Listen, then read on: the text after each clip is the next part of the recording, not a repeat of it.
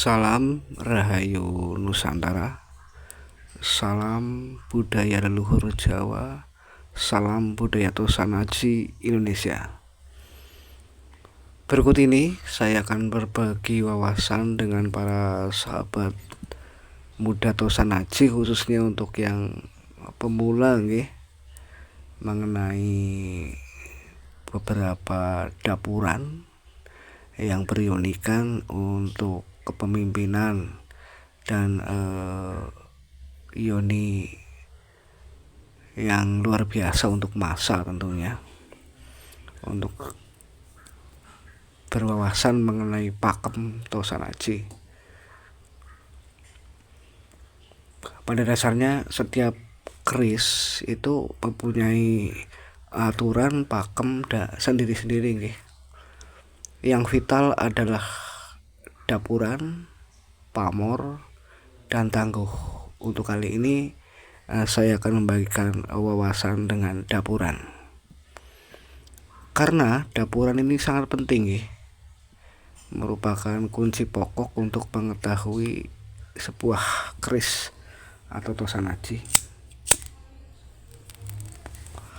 Tidaklah semuanya dapuran itu bisa dimiliki oleh semua orang, karena pada dapuran keris tertentu memiliki pakem yang memilih atau pemiliknya, sangat memilih atau pemiliknya.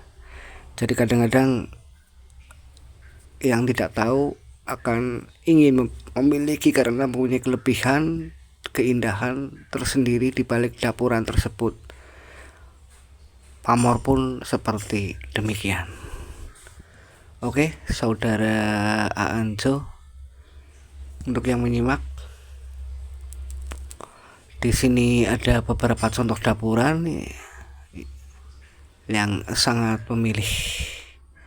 Berikut ini adalah dapuran yang pertama. Saya ambil sampel dari beberapa dapuran yang cukup terkenal, yaitu dapuran Sempono Pungkem, terus Umbyang Simbe, dan Naga Sasra Kemarogan. Yang satunya adalah dapuran Brojol. Terkadang ada beberapa orang yang tidak bisa merawat sebuah Tosan Aji, tapi ingin memilikinya. Contoh seperti ini adalah dapuran Sempono Pungkem. Bentuknya seperti ini, ada yang lurus, ada yang luk-lukan. Ini ada benjolan seperti ini berionikan perempuan, biasanya sarimbit berpasang-pasangan, tapi mempunyai pakem. Kalau yang menonjol itu adalah berioni perempuan. Ini berioni perempuan dari Sempono Pungkem. Begitupun untuk dapuran yang lain pun seperti itu. Untuk kalau pasangannya yang sarimbit itu pasti ada benjolannya. Ini merupakan pakem, jarang dikupas sama budayawan Tosan Aji yang lain. Untuk yang keduanya, ini hal yang kadang-kadang tidak tahu orang itu, biasanya tidak bisa merawat ataupun kesiku, tapi dia tidak merasakan, karena ada yang beraura efek buruk apabila kita tidak berhati-hati dalam menangani sebuah Tosan Aji walaupun kita ingin memilikinya.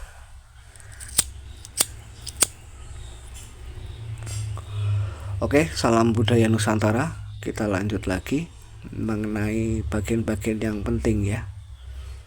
Ini beberapa dapuran keris yang saya ambil contoh memilih pemiliknya.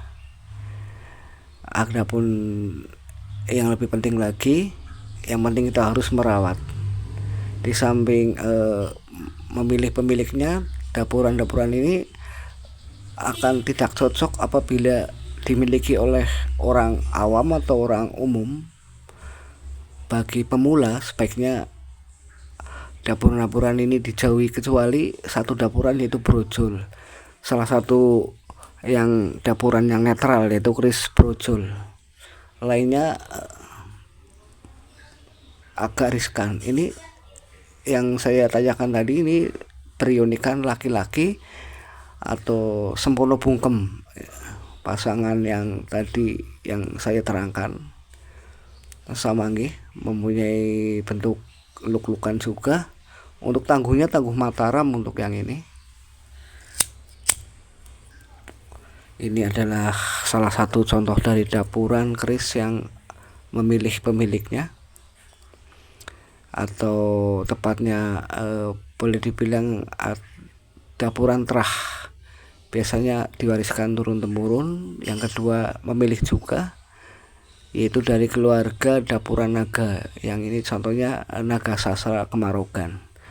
Ada yang lurus juga ada yang luk. Seperti ini bentuknya. Ini dapuran yang pemilih.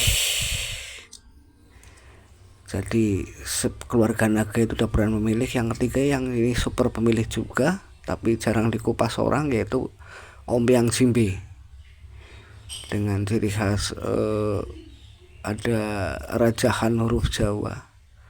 Ini tangguhnya Majapahit. Ini yang tadi pasangan dari Sarimbit, ini yang perempuan dari sempono bungkem. Sekali lagi sempono bungkem itu tidak. Nah ini adalah brojol.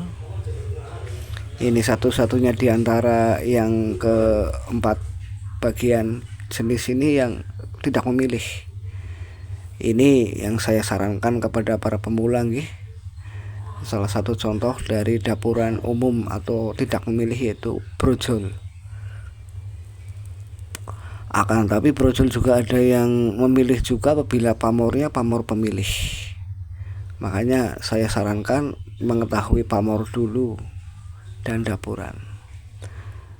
Ombyang Simbe seperti ini, banyak orang awam yang tidak tahu bahwa Ombyang Simbe itu sangat pemilih nggih, dan berbau supranatural, metafisika. Saya ulangi lagi, yang ini naga sasra dari keluarga naga.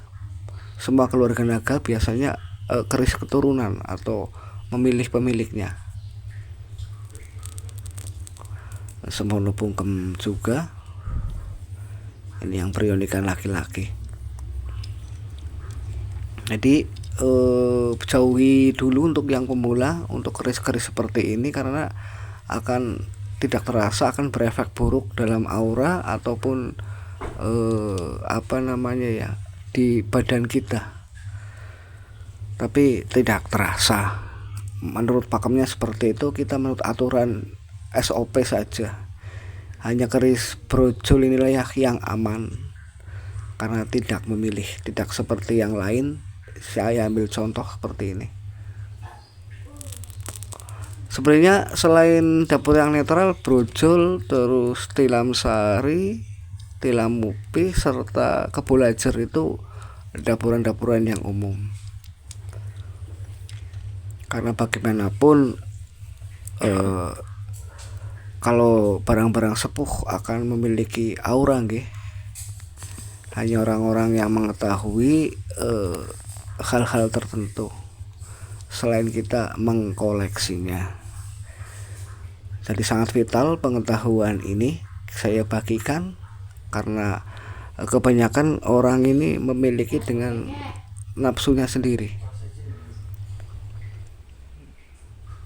Ini ya, ini brojol cuman agak, kalau benjolan seperti ini ada benjolannya ya. Ini yang saya terangkan lagi, ini perionikan perempuan. Untuk semua keris kalau ada benjolannya berarti benjolan itu melambangkan yoni dari jenis perempuan. Kalau yang polos berarti berioni laki-laki. Oke, salam rahayu. Jadi kita itu harus mengetahui secara seluk beluk dulu ya mengenai sebelum kita mengkoleksi atau memiliki, apalagi sampai memiagem, kita harus betul-betul menyelami dulu tosanaji atau keris khususnya yang akan kita miliki sebelum kita dikasih atau memaharkan keris dikasih ataupun kita membelinya dengan mahar. Jadi kita harus mengetahui betul-betul tangguhnya apa, dapurannya apa, pamornya apa. Kalau tangguhan agak sulit, tapi yang mudah adalah pamor dan dapuran. Selayaknya kita lebih baik menanyakan dulu mengenai sifat, watak, dan yoninya. Karena dengan pamor atau dapuran itu kita akan mendalami apa yang tertera yang ada di sebuah tosanaji.